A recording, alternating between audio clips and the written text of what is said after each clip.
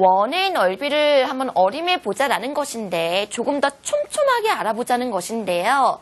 무엇보다는 크다 이렇게 설명을 해야 돼요. 여기 주황색 색칠한 거 한번 보세요, 여러분. 다 정사각형이거든요. 그러면 한 정사각형의 넓이는 1제곱센티미터가 되겠죠. 그런데 여기가 몇 개인지 세면 여기 전체가 몇 제곱센티미터인지 알게 됩니다. 그래서요, 이 개수를 세서 이 주황색의 넓이보다는 원의 넓이가 크다. 그리고요, 이 밖에 한번 보세요. 초록색입니다. 자, 이 초록색 겉에 좀 잘 안 보이는데요, 여러분. 겉에 초록색을 한번 보세요. 원보다 더 큰 범위의 초록색이 이렇게 테두리가 되어 있는 거 알 수 있죠. 이 초록색 테두리 안에는 정사각형이 몇 개인지 보는 거예요. 그 넓이보다는 원의 넓이가 작겠죠. 이렇게 예상할 수 있는 겁니다. 자, 그 다음 문제에서 우리가 정확한 값을 볼 수 있는 거예요. 자, 그 다음 화면 보도록 하죠.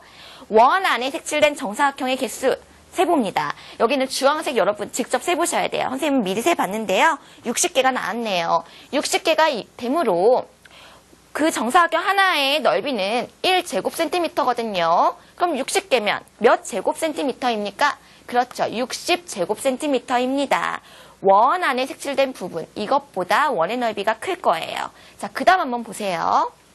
자, 이번에 원 밖에 있는 것도 보셔야죠. 2번을 한번 보도록 하겠습니다.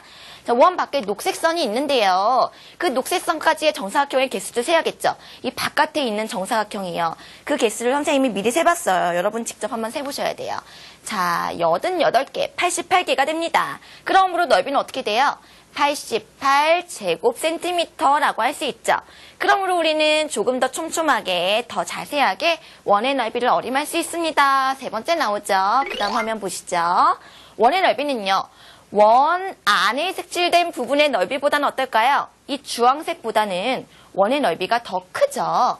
그런데 원 밖에 있는 녹색선, 그거랑 비교했을 때는 그것보다는 작죠. 그러므로 초록색과 주황색 그 중간쯤이 원의 넓이가 될 것이다 라는 걸 예상할 수 있는데요.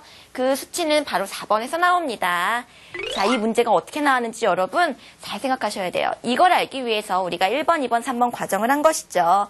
자, 주황색 부분은요 60제곱센티미터였습니다. 그리고요 이 초록색 겉에 있는 부분은요 88제곱센티미터였습니다. 그러므로 60과 88, 이 사이가 바로 원의 넓이가 될 것이다 라고 우리가 예상을 할 수가 있는 것이죠. 자, 여러분, 이 정사각형을요 조금 더 촘촘하게 만들면 또 어떨까요? 조금 더 우리가 실제 값과 실제 넓이와 비슷하게 어림을 할 수가 있겠죠. 자, 그러면 우리가 연습 문제도 하나 풀어보도록 할게요. 자, 우리 처음에 풀었던 문제와 비슷한 문제입니다. 거의 같다고 볼 수도 있어요. 원 안에 마름모가 있고요. 원 밖에 정사각형에 있어요.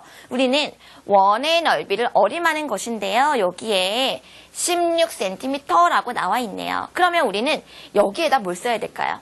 무엇보다는 커요. 여기는 노란색 마름모의 넓이보단 커요. 뭐보다는 작아요? 그렇죠. 이 바깥에 있는 보라색 정사각형의 넓이보다는 작아요. 그래서 그 값을 예상해 볼 겁니다. 그러면 먼저요. 이 바깥에 있는 정사각형의 넓이부터 한번 알아보도록 할까요? 자, 가로 곱하기 세로. 한 변의 길이 곱하기 한 변의 길이. 그렇죠? 16 곱하기 16을 하면 됩니다. 이 값은요. 계산을 하면 256이 나와요. 자, 다시 한번 얘기하지만 이런 기본적인 계산은 여러분에게 맡기고요. 선생님이 여러 가지 문제를 푸는 방법 위주로 설명해 주도록 할게요. 자, 256이 나왔어요. 여기가 바로 256이 나오죠. 자, 그 다음에 여기는 뭐가 들어가요? 마름모의 넓이죠? 마름모의 넓이는 한 대각선 곱하기 다른 대각선 나누기 2가 되겠죠. 그래서 그 값을 계산을 하면요.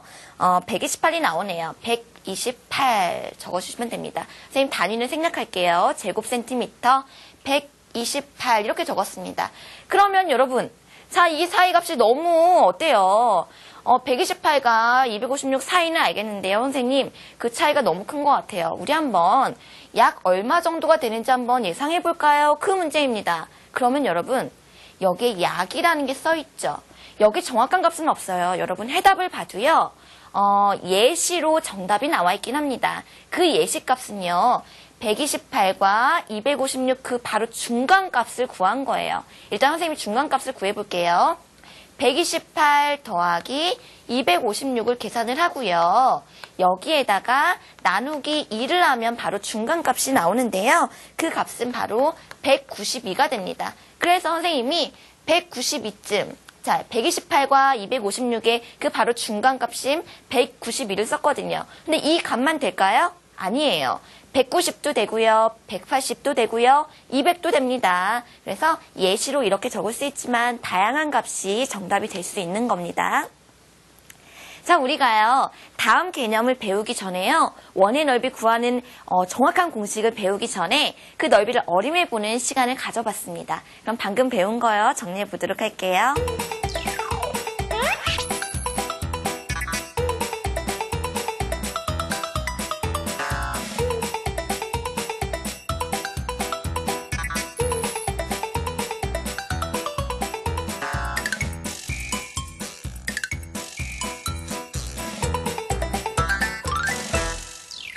네, 여러분, 두 번째 개념 배울 때요, 좀 답답하셨죠? 원의 넓이 딱 이렇게 구하면 되겠는데요. 우리가 어림만 했습니다. 그런데요, 세 번째 개념은 바로 원의 넓이를 우리가 구해보는 시간입니다. 그런데요, 선생님이 설명하기 전에 또 그림을 먼저 살펴보도록 할게요.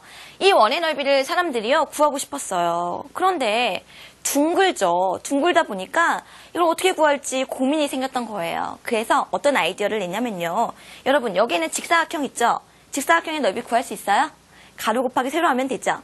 이 원을요, 뭔가 변형을 해서 이런 우리가 구할 수 있는 모양으로 바꿀 수 없을까라고 생각을 했습니다. 그런데 바꿀 수가 있었어요. 한번 선생님 이렇게 그리는 거 한번 보세요. 여기 선생님이 둥글둥글하게 그릴게요. 선생님 뭐 하시는 걸까요? 둥글둥글하게. 여기 아래도 선생님이 둥글둥글하게 이렇게 하나, 둘, 셋, 넷, 5개 이렇게 했습니다. 그 다음에 자, 여기를 지그재그로 한번 이렇게 그려볼게요. 지그재그로. 자, 어디서 많이 본 그림일 텐데요. 교과서 본 친구들 있을 거예요. 이게 뭐 한 거냐면요. 여기에 있는 원을요, 이렇게 조각을 내는 거예요. 피자처럼 조각을 내요. 그 다음에 여기에다가 이어 붙이는 거예요. 위쪽으로.